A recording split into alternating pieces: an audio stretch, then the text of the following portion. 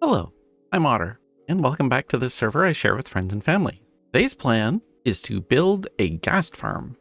I've never done a ghast farm, and it seems like fun.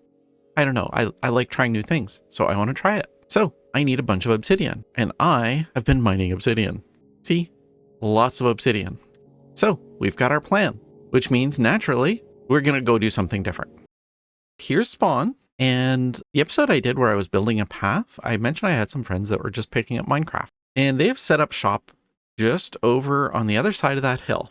And I thought it might be fun to build a little path, probably coming along here and then going up on this side, and then it's going to loop around.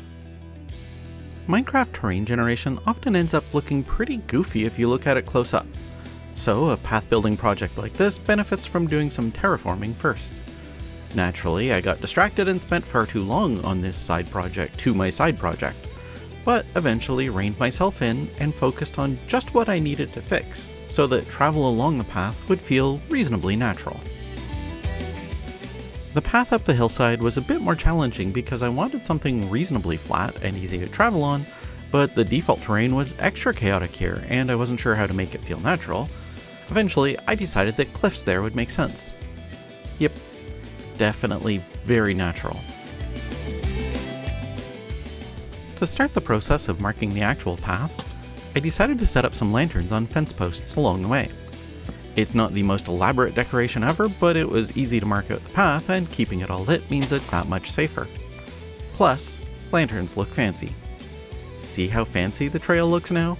I bet you wish you had a path this fancy.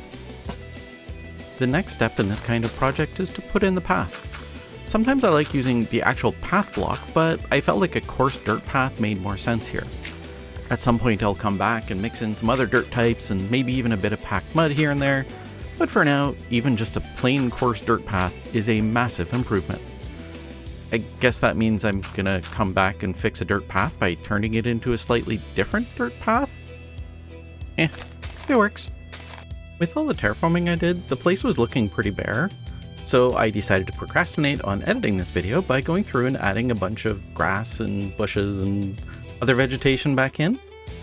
And then I forgot to record any of that, so now I get to procrastinate even more by recording this clip. Next up, I added a couple boulders. In addition to allowing me to procrastinate more, the first boulder I put in also serves the purpose of explaining why the path curves the way it does. The second boulder is mostly just there to keep the first one company. Even boulders need friends. When you're making boulders at this scale, breaking up the ultra blocky silhouette a bit with stairs and slabs can really help make the boulder feel a lot more natural.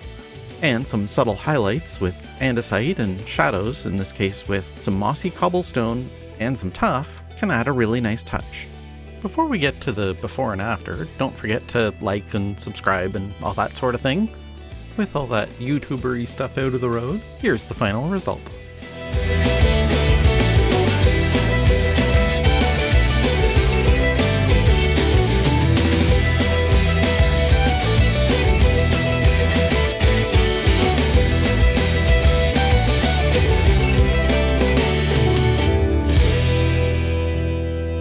Thanks for hanging out with me. And until next time, don't forget to take care of yourself. Thinking of which, have you had enough water today? Might be time to get yourself a glass. Bye!